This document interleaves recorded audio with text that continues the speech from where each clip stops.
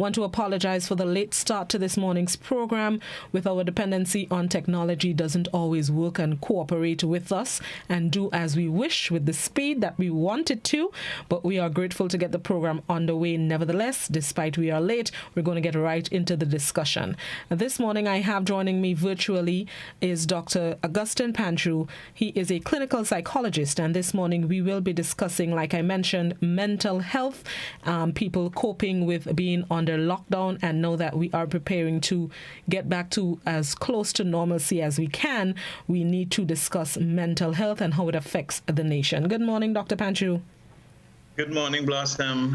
Thank you for having me. Good morning, listeners. Thank you very much. Let's get right into the discussion. We started this discussion on mental health, if not last week, week before, I believe it was. Yeah. And people have been asking, for your return and to continue the conversation. So let's do that this morning. Generally, Dr. Panchu, when it comes to mental health, first of all, we have been under curfew for 3 weeks, 2 of which have been 24 hours. What are some of the major concerns that you think people may have when it comes to their mental health and the mental health of loved ones during this period? Okay. Very good question. One of the things we have to be very cautious about is that because persons have felt or are feeling that they have been in lockdown, they have been missing out on a lot of things for the last 3 weeks, we have to be very cautious about people when the opportunity comes, as it is this week, where we have 3 designated days for shopping and a lot of the restrictions have been lifted so as to ease some of the anxiety.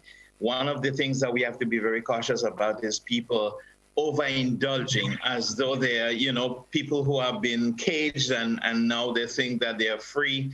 So some persons can get the impression that this is an opportunity for me to make up on lost time and lost drinking and lost a lot of things. So we have to be very cautious about that, because the overindulging can be disastrous for us if we do not manage it well. Secondly, though, is the understanding that for the last 3 weeks, we have had a quasi sort of new normal. And so now we have to start preparing our minds and our emotions and our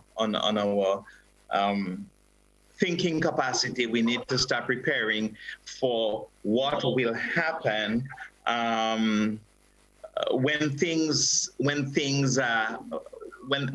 return to the new normal, and people are going to be making a lot of mistakes, or can make a lot of mistakes during that period, because it is for us going to be a period of trial and error. This is not anything that we have faced before. This is new, and as a result, we are going to make some mistakes, but we're hoping that as we trudge along, we are going to create for us safety, and we are going to ensure that COVID-19 is a history, is only part of our history, and not anything that we have to be worried about happening again because of carelessness. Coping under these times and being a professional yourself, have you had a lot of people coming forward seeking your assistance and your guidance with helping them deal during this period? Yes, we have had not just myself as a clinician, but in speaking with other clinicians and through also the Ministry of Social Development, of which I am a part of the psychosocial unit of the Ministry of Social Development. We have had several calls, and we have had to attend to psychological repair of persons who have had experiences where they have not been able to manage what is happening well and needed assistance. Especially with anxiety. Anxiety is probably the number one challenge that persons have had, especially when some thought that we were going to run out of food, and we were very uncertain about the way that the virus is spread. So persons were very anxious, and so they did reach out. So we have had quite a number of persons reaching out to us. Going forward, as we prepare, well, we've seen the easement of the regulations effective today, and people would slowly and gradually start to get back to what would soon become our new normal. To me, this would be very taxing on people as well, from being weeks inside to now being, outside and given the opportunity to roam, basically. How can we adjust to that now? Well, adjusting is for some will be a challenge, but for others, they have been mentally preparing themselves already. For those who it will be a challenge for, it will be because now we still, and even in the medical, in studying COVID, and the researchers and the scientists, they have isolated a few really pertinent things and truths about COVID-19. However, there seem to be some sort of unknown about the virus, and so some people, because of this unknown factor, they are going to respond in a way that is going to justify this unknown factor. But there are those who are going to have needs for guiding them through these uncertain times about COVID-19. However, there is also going to be some persons who have been preparing to go back to their regular duties, whether it is at work or whatever their pursuit in life is or was. They are prepared mentally, and they're probably on the verge of being ready to go back when time does. However, I do not see things going back to normal. I would see what we're doing today or this week, what the government and the authorities are doing this week. It's testing to see how we manipulate these next 3 days to keep us safe, and also to test the grounds to see whether or not there is going to be any new positive tests. I think this is an opportunity for us to sort of test to see whether we can obey the protocol of distancing, physical distancing, and also to ensure that we do not have any new cases budding from what the restrictions that have been lifted up now. Like you mentioned, for some people it'll be tough to adjust to what will be the new normal. How can they cope? What are some of the things they can do to gradually ease back into that new normal? Right. So the new normal will be will look something like this, in my estimation. The way we shake hands. I think people are going to have a lot of challenge. Those persons who are tactile, who like to touch, who miss the greeting of a handshake. Affectionate people. Somebody like myself, who I tend to want to shake hands because I just feel that this is a way to connect on a social level. And so I miss that. So I have to restrain myself. Even now I am restraining myself when I see someone. I went visiting on Friday, an elderly couple, just looking out for the well-being. And as soon as I got to the steps of the house, I was about to do the hugging piece, and had to be reminded that no, we need to protect each other. Just you never know. So for some, those of us who are the tactile and like to touch, huggy, feely person, this is going to be a challenge, because now our new normal will look like we continuing to keep the physical distance. Secondly, our shopping will now be inclusive of hand sanitizers and wipes, etc. Things that we never carried in our purse and in our cars and in our pockets before. We are now going to, so we are going to look something like monk. For those of us who are familiar with that series, that television series. So we are going to look. Our shopping will now include hand sanitizers and wipes and etc. Cleaning supplies. So you see how the psyche has to embrace this new norm. It's not going to be the normal. Additionally, think of your coworkers and those of us who work in cubicles and close proximity to each other. When somebody coughs or sneezes, think of all the thoughts that are running through our minds. Now, this is a new norm for us. When people cough, we generally sneeze. We say, bless you. Now we were thinking, what is wrong with this person? You understand? Or should I be cautious about, because of the uncertainty about the virus, how it is spread, airborne, does it stay in the environment and in the air for any significant period of time after the person leaves, all of that. So you can see that even when things return to normal, or what is going to be the new normal, how it is going to change our lives and the way we do things. And this is something that we now have to embrace. The psyche has to embrace it to make it make sense for us. When it comes to medication, I know of a few people who self-medicate. They may see advertisements and decide, I want to try that. Or they were on medication for a period of time, but even when the prescription ended, they still continued.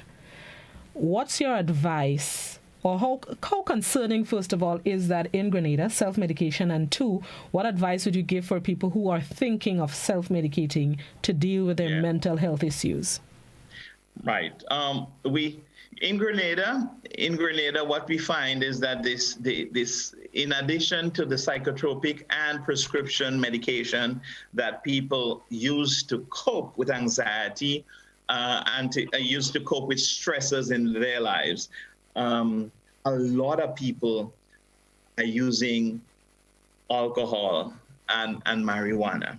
So these are probably the two most prolific substances for which our population used to self-medicate: alcohol and marijuana.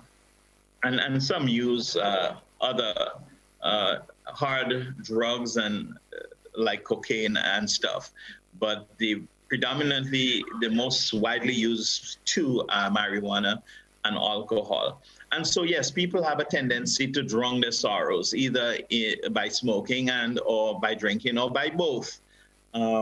And this is a concern for us because we understand what alcohol does to the brain, to the body, to the liver, and other parts, what marijuana does to the developing brain cells, what it does to cognition, what it does to appetite, and of course, our respiratory system.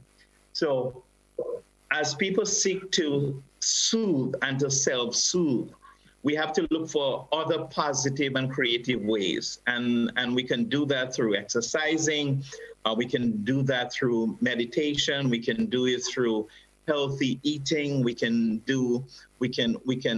look for other avenues to create comfort and soothing for the psyche and for the physiological self, the body, outside of indulging in alcohol, marijuana, and other harmful substances.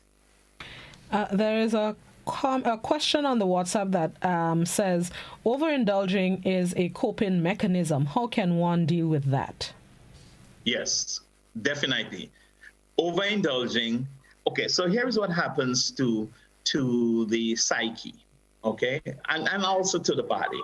So when we are stressed, or when we are in stressful, traumatic, or situations like we are right now, the body responds. So first of all, the body is going to respond. The body is going to start creating it for itself a need for safety.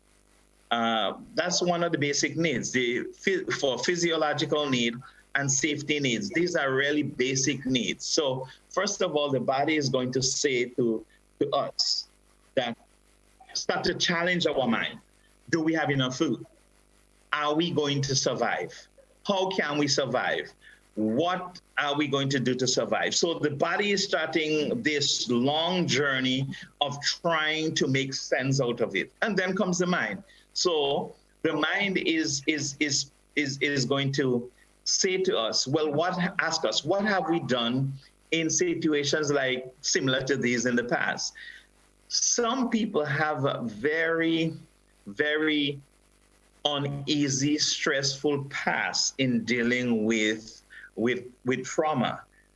People can easily go back to Ivan, which was for us a natural disaster. And if your experiences during Ivan were very negative, you are now translating that negativity into the current situation because of how you are interpreting the past events.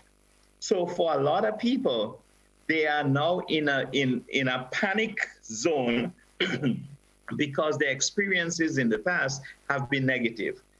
And when the mind is uneasy, the body responds in a certain way. It therefore means the mind is going to tell the body, we need to protect ourselves.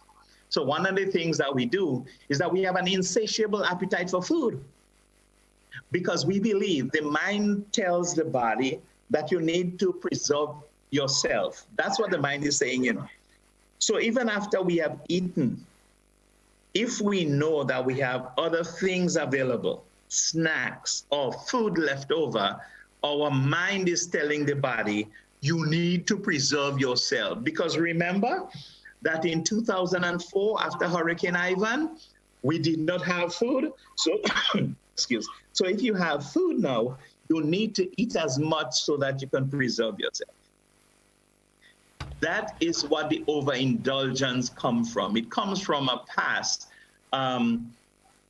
experience of needing and wanting and not having. And so if you have now, you're going to eat. And secondly, additionally, when people are anxious, we self-soothe.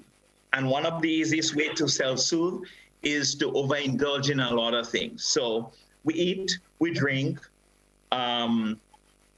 For there are many people who are going to overindulge in sex because that for them is a coping skill during this time.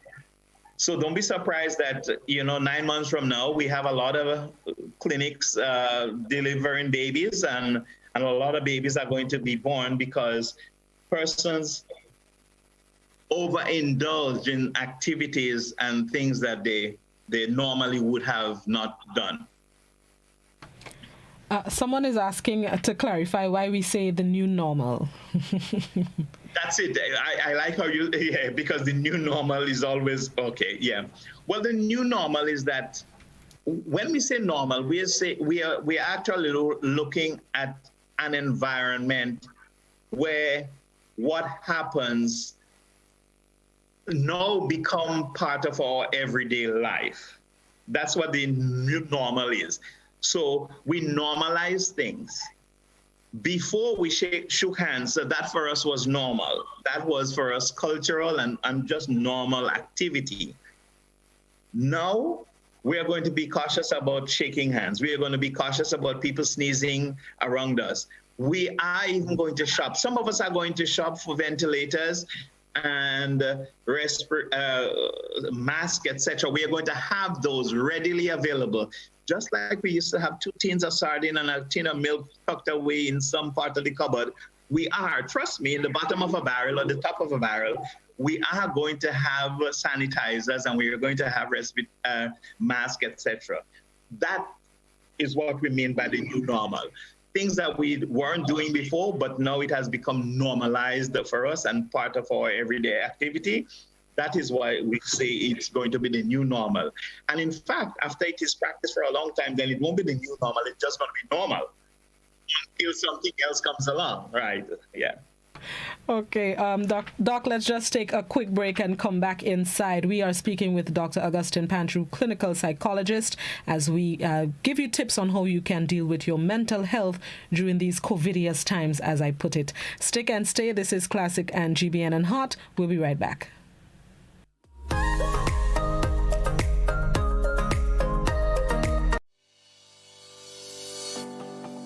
You know, one day I woke up and, you know, they painted a set of pedestrian crossing all along the streets. You know, nobody told us how to use that thing properly. I know how. You're serious? Every safe, good driver knows about these things. As a driver, you have to be very attentive. You know you're coming up close to a pedestrian cross, you start slowing down immediately, looking to see if there's any pedestrian on the side getting ready to cross. If there is, you stop on the line that is a certain distance before the crosswalk.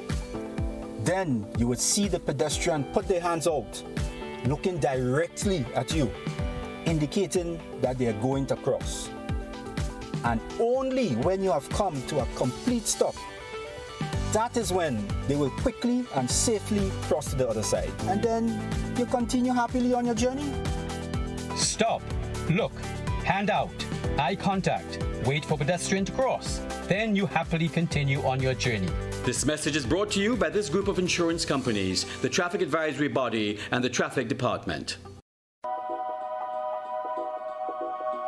The Grenada Food and Nutrition Council remind you to boost your immune system and give yourself a fighting chance against COVID-19. Consume foods that are rich in vitamin C, like fruits and vegetables. For example, oranges, grapefruit, mandarin, lemon, spinach, cabbage, and tomatoes. Vitamin B6 and folic acid that is found in chicken, turkey, fish, grain foods like oats, bread, local provisions, dry beans, and peas. Another immune system booster is vitamin E, found in nuts, corn, sunflower or canola oils, and leafy vegetables like spinach, broccoli, and kale. Iron, zinc, and vitamin D are also important to strengthen your immunity. So try foods like lean meats, eggs, lentils, mackerel, tuna, and jacks. Our local spices,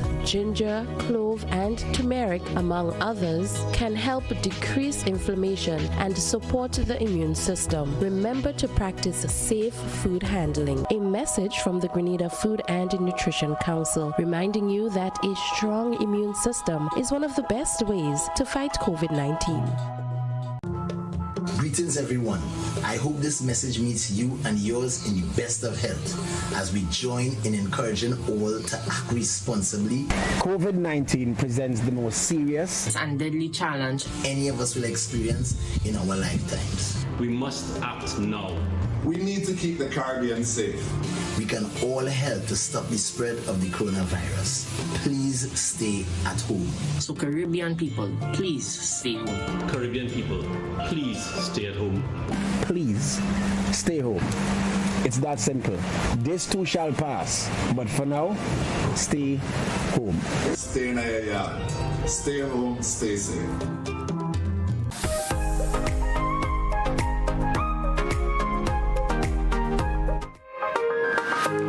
Welcome back to The Point. We are speaking with Dr. Augustine Pantru, clinical psychologist in the Ministry of Social Development.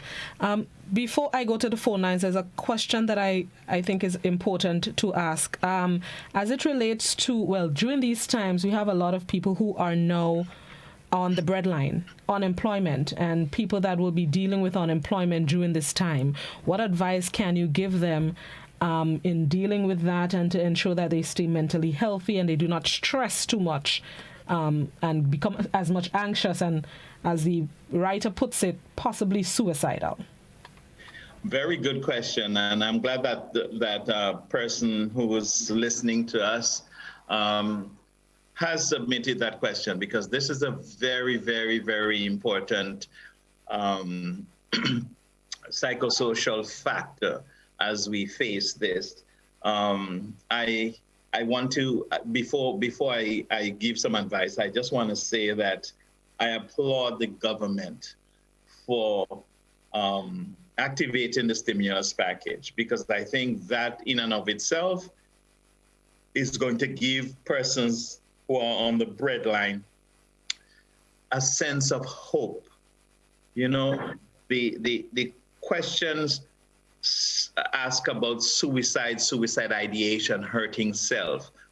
And very often when persons attempt to actually hurt themselves is because they have come to the point where they feel helpless and hopeless.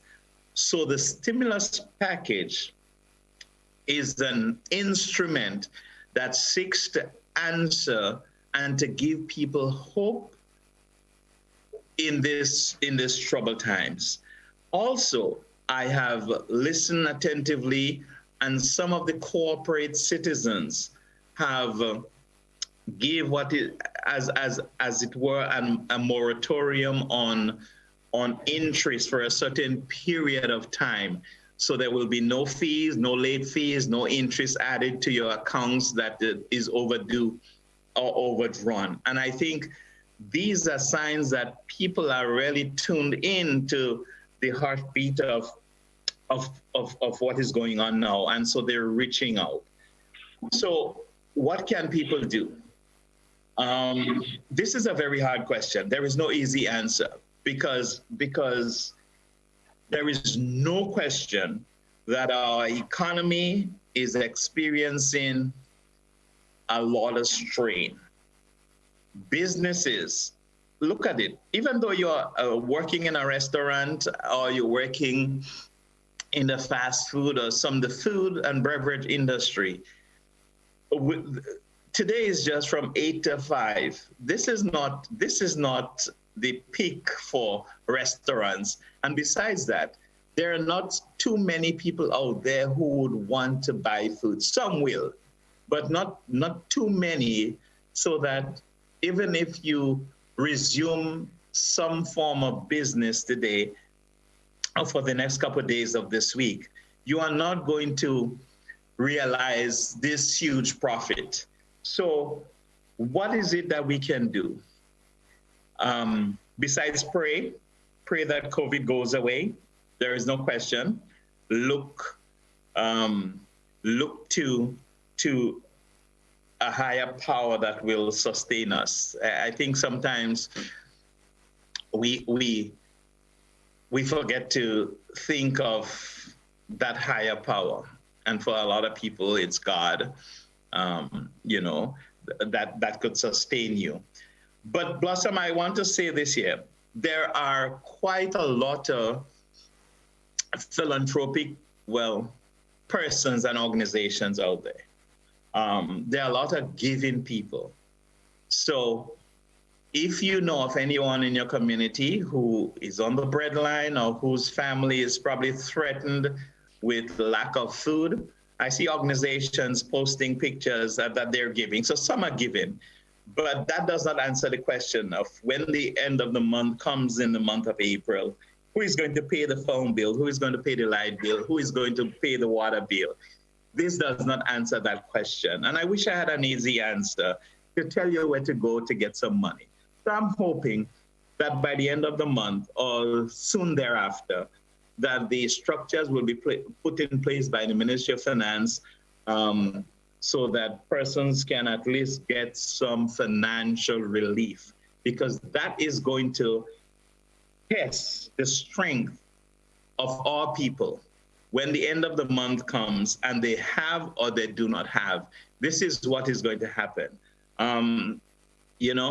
I listened this morning to the Commissioner of Police, Mr. Martin, as he talked about a couple crimes that were committed. People are arrested for marijuana and people are arrested for burglary. This is a time when persons are looking for survival.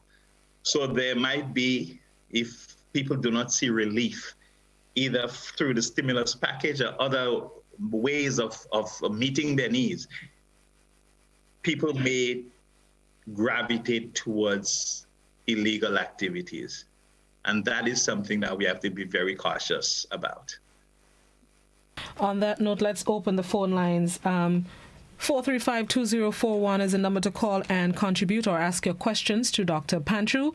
If you can, please keep them to 1 minute or less in the interest of time so we can facilitate as many concerns as we possibly can. Let's go to our first caller. Good morning. Hello, good morning.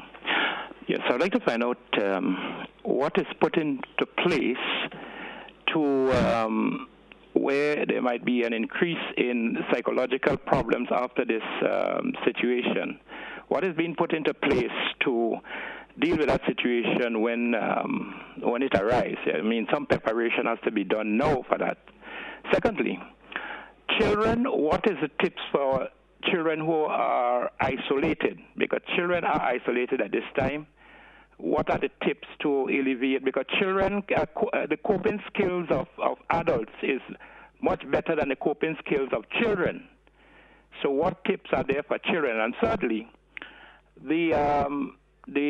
does alcohol work against the immune system in a human being? Thank you very much. Thank you, caller. All right, so there are multiplicity of questions in that caller. So the last one is very easy to answer. Does alcohol play a part in affecting the immune system? Yes, it does. Yes, it does.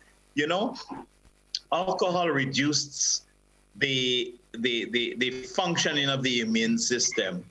And that's why people who use alcohol and other drugs sometimes, they always have the common cold, they always are sick, etc. Do not be fooled that alcohol, makes you healthy. Alcohol is basically, besides the intoxicating properties of alcohol, alcohol is just a lot of calories that are not nutritious for the body. So that's why people who drink a lot of alcohol, they do not have a lot of big appetite because they are filled with a lot of carbs from the alcohol. That's why people could drink a lot and don't want or feel the need to eat. Oh, so that's by the way.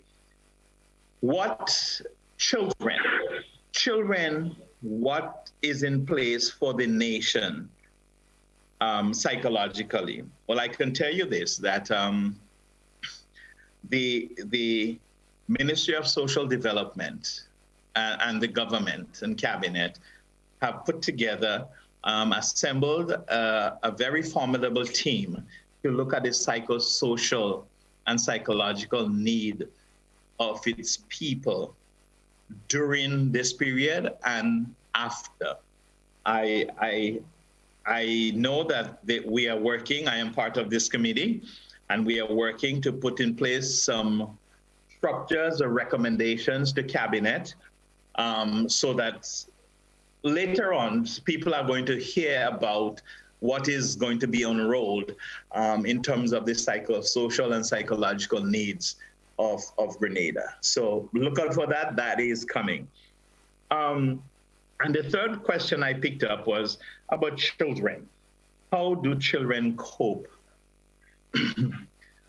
Children, as well as adults, experience a wide range of emotions associated with being locked up.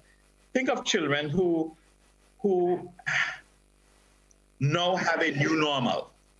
Yeah, so they have a new normal now. I mean, their routine was getting up at 6 or 7 in the morning and having breakfast or doing a chore, getting ready and going to school, and coming back home at 3 or 4 in the evening, and doing homework, etc., getting ready for bed, dinner and bed, and going to sleep and waking up again. That was the routine.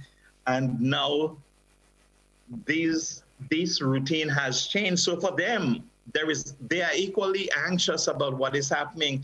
They're anxious about their parents because they're seeing their parents are at home, not working. So they're in their little minds, they're probably asking questions. Are we going to survive? What are we going to do to pay the bills? So in their minds, they have their little way of understanding that this is a stressful time, and it could be really hard on children as well as adults.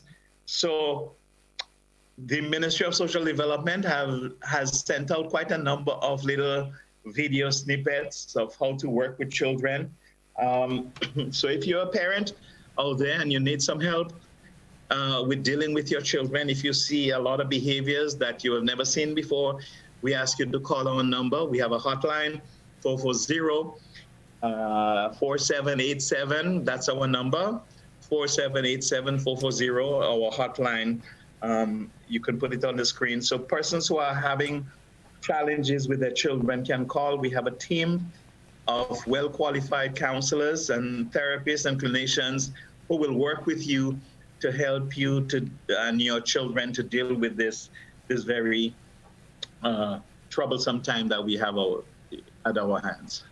The Child Protection Authority has also issued some tips on how parents can help, cope with their children and ensure that they are also mentally healthy.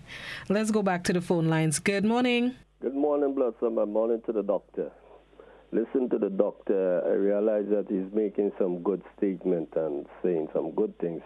One of the things I look at for myself, as you said about experience, since this begun, and I look at in February with the things that was going on, I take a measurement of my style from 73, 74. So I put this situation would be lasting at 6 months.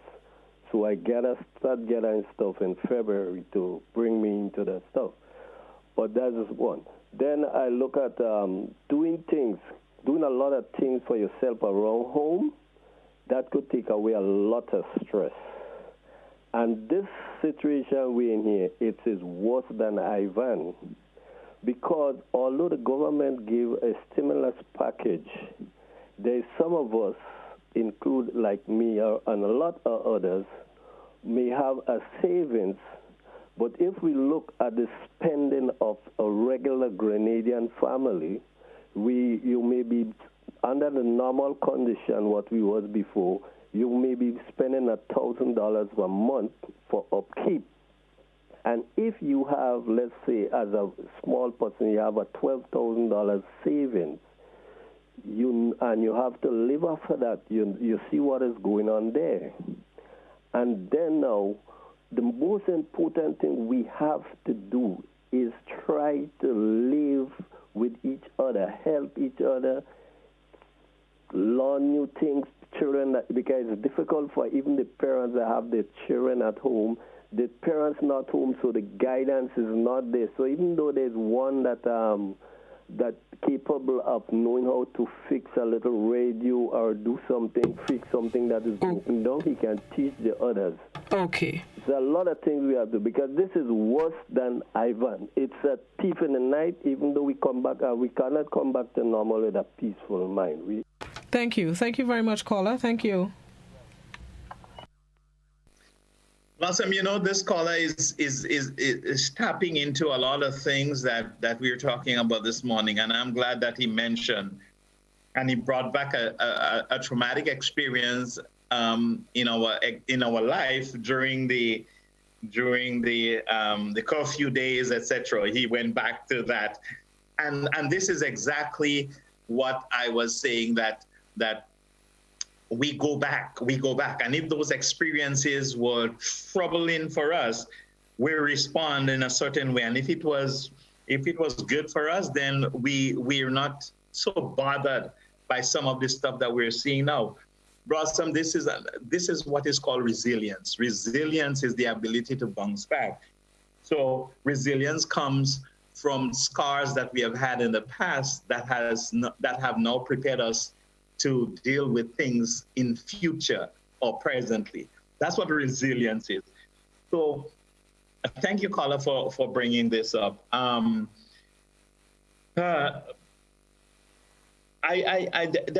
is something I wanted to talk about if we have time.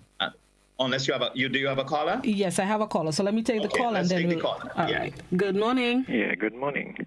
Let me begin by expressing gratitude and show some praise on our authorities for basically getting on top of the COVID situation. However, I have a few critiques and a few recommendations. Firstly,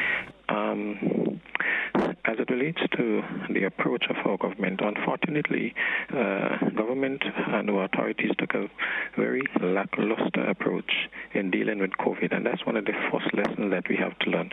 There should have been a more proactive approach, and had the authorities do that, we would not be in the situation that we are in today. They actually waited until COVID came to us before taking it very seriously, and they should have taken it a little serious before. There was a situation that I just want to mention briefly, where a police officer arrested a civilian for protecting himself. The commissioner responded to that once, and he was asked, and his response was very casual. I think that's a very serious matter, and there are a few lessons that we can learn from that. One, it seemed like though the civilians and the citizens are ahead of the authorities in protecting themselves, probably there's a lack of command and communication in the hierarchy of the police force, and a situation like that should never occur, where you could be arrested today for wearing a mask, and then tomorrow, if you don't wear a mask, you're going to be arrested. I still expect the commissioner, as Commissioner of Her Majesty's Force, to address that situation in his capacity as commissioner, because under no circumstances Her Majesty's Force should be used to humiliate and defame ordinary civilians, and that is exactly what has happened. Caller, do you have a question for Dr. Pantru as it relates to mental health? Oh, okay. The whole issue of how we approach this situation after in terms of grieving and healing. Now, as we are aware, we cannot accommodate the normal funerals, and just a suggestion that I think we as a country, we need to develop a comprehensive plan for the healing of the nation, because people have not been able to grieve in the traditional way, and we can have a multiplicity of problems if people are not allowed to grieve, which is an integral part of healing. So I want to find out if there is any suggestion in terms of developing a national comprehensive plan to bring about healing as a result of all the pains that people have been suffering as a result of the loss of their families. Doc? Well, of course, I will not respond to any of the questions regarding policies and political implications, because this is not my role. But the question about the healing post-COVID, it's a good one. We are working. There is no question that there is going to be a lot of scars post-COVID or even during COVID. Because we see a lot of, we are expecting, from a psychological perspective, we're expecting a lot of things to happen.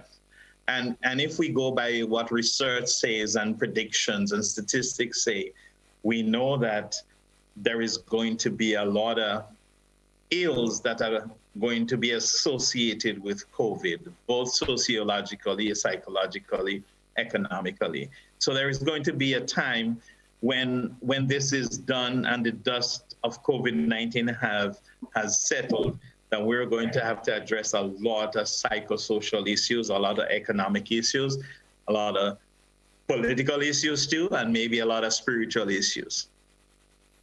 Doc, there was something you wanted to speak about before I go back to the phones. Right. People are talking about children, and I'm glad that we're talking about children. And a couple of the questions are talking about children. Children are most vulnerable during this period. Now, everybody is vulnerable, but I want to specifically talk about children for a moment. Because what our history and our criminal statistics have said in Grenada is very instructive for us. And so I am sounding a warning out there. We have a lot under just the regular normal situations. We have a lot of sexually motivated crimes against children, a lot of child sexual abuse, a lot of other abuses of children. So what I am sounding now is a concern I have that our children who are locked up with predators may just be easy targets. So I want parents to be on the lookout. I want neighbors to be on the lookout. I want people on a whole to be on the lookout to protect our children from sexually predatory behaviors by persons in the community.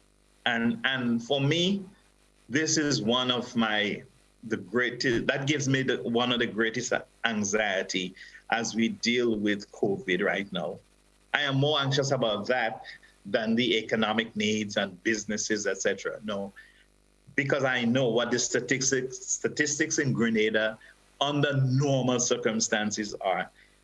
Now we add the stressors, the anxiety, the vulnerability of children and families to the fact that predators are locked up in same house and same community with you. One of the methods that we've advised children and parents to do is to report these crimes. Tell a teacher, tell your pastor, but now that I am home and I don't have miss to run to or pastor to run to, how can children report? Because I can't report to daddy that daddy is interfering with me. Right. Or I need somebody to tell, but there's nobody for me to tell because I'm not going anywhere. How can children cope, and how can they report these instances? Right. And a third dimension, before I answer this part of the question, would be that mom may know it's happening, but the male or the other significant person is the one providing for us in this troubled time. So now I have to balance the equation and ask myself, talk or accept survival? Because we need to survive, but that's no excuse for the abuse, okay? So what can we do? Listen, children, if you are listening, call. If you write a note to someone, shout, cry, bawl, scream, run down the road. Somebody is going to see you. If it is unusual, especially in this lockdown time, somebody's going to see you. But I want parents to be empowered and strong enough to say something if they see something. You know, I am an advocate for child protection. I work with CPA. I work with social services. I work with children and families. And this is, for me, one of the greatest concern and anxiety that I have is for our children. You're breaking my heart, Doc. Let's go back to the phone lines. Timmy, I'm just borrowing 5 minutes, please, as we started late. Let's go back to the phone lines. Good morning. Good morning. Good morning. Morning. Go ahead, please. Yeah, I'm an advocate for hard work. And because of this problem, the coronavirus, people must see the need, or possibly should see the need for working. So what I want is that's the way I could put it out by this forum, that government should, I'm only making a suggestion. It's true it's not in line with what you're talking about, but this would help us.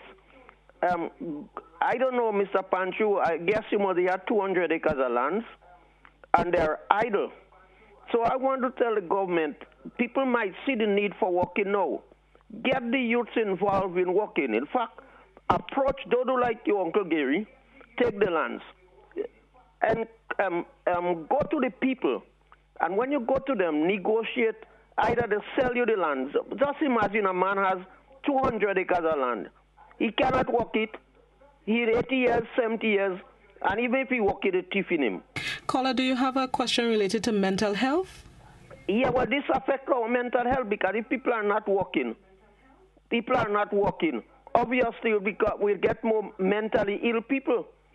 So I'm trying to say in the next 3 months, that's why I'm putting it forward, so that we wouldn't have more mentally deranged people in the next 2-3 months to come. So we have to start building everything from now. So if we're waiting until we have question about mental health and making suggestion, it would be too late. That time every one of us will become mentally ill, because these things, what is happening in the world, causing more people to be ill. In fact, I had a few $1,000. It's nearly finished. Okay. Thank you very much, caller. Thank you, caller. Doc? Yeah, well, there is no question that physical activity does promote good mental health, because physical activity as exercise, especially if it's done in the sunlight where we are exposed to an abundance of vitamin D, physical activity does stimulate the neurotransmitters, and so our happy chemicals, the dopamine and serotonin, endorphins, and those are activated. So physical activity does help with our physical health as well as our emotional and mental health. Yeah. Doc, wait, let me go back to the phone line before I ask. Good morning. Yes, dear, thank you for taking my call. Dr. Pancha, good morning. I just want to know, you've been mentioning this new normal. Is it that COVID will never be gotten rid of? Or is it a psychological way of creating depersonalizing, desocializing, or distancing people? This is how I see it. What is your thoughts on that? Thank you. Thank you. Yeah, I hope and pray that COVID will not be, COVID will become a thing of the past, that researchers and scientists are going to have a vaccine to mitigate and to prevent COVID from ever becoming an epidemic again. But when we talk about the new normal, we're talking about strategies and way of life that we are going to adopt. After every traumatic experience, the human species has been able to adopt a form of self-preservation because of the trauma. And so that is what we talk about when we talk about the new normal. Yes, the fact of social distancing, maybe, the fact of how we greet, the fact of how we do funerals, the fact of how we engage in crowd and crowd control, the fact of how we travel. Post 911, there are things that are happening post 911, even now, that has changed our lives of travel. So that is the new normal we are talking about. Yeah. Doc, they have been concerned about, just like you're anxious about children who are locked up at home with their predators, victims of domestic abuse who may be locked home with their abusers. Have you had instances of some of these victims coming forward, or more of them coming forward seeking help to deal with being home with their abusers and dealing with their mental health? Just curious. Unfortunately, well, no, I shouldn't say unfortunately. Really, I cannot say that we have had an influx of calls, or I have had an influx of calls for persons who are scared for their lives or who are in DV situations and are seeking help. And I think because at this time, people are embarrassed, people are scared.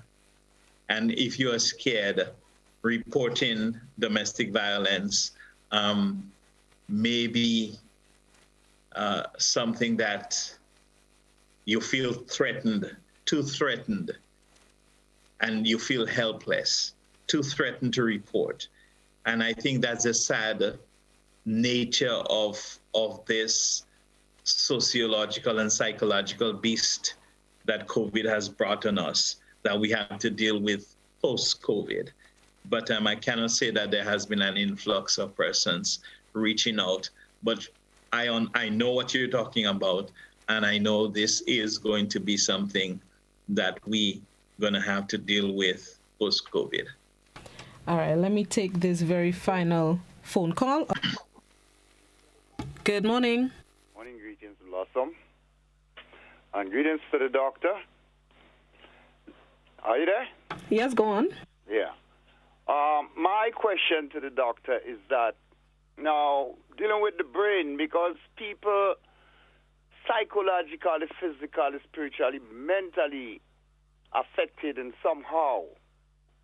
Now, what my comment to what is happening, we have two phases. Either man put something or every nation in this world today. So I am saying, no, the changes have to come from the discipline that we accepting today so we could implement it after the peaceful time come. They're trying us in many ways, and simple things sometimes confound us. So we have the privilege now they give us, so we can rectify ourselves, not only in Grenada, although Grenada is one standing point that cannot remove something blessed about it that the eyes, who have eyes would see. But the world have to pay attention to that, because it's not me that just giving a message, is seen in the eyes, is expressing itself, and our ancestors, they at work. Give thanks, much love. Thank you very much, caller. Doc? Well, that's a really nice question to end with today, through the concern of that caller. Yes, caller. I want to tell you that it is going to take a cooperative effort from all and sundry in dealing with the psychological impact of COVID-19. So I do not have to call on the churches. I know the churches are going to be involved.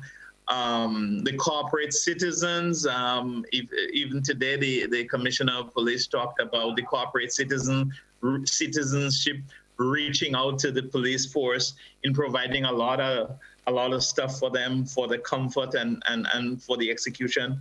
So it's going to take a lot of corporate activity to deal with COVID. I know the government is planning. They have put together a committee to look at the economic need, the health needs, and the psychosocial needs of Grenadans.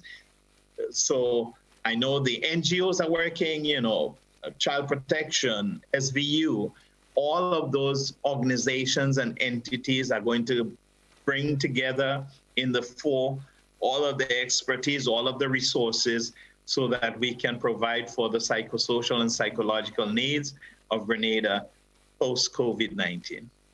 Any final words, Dr. Panchu?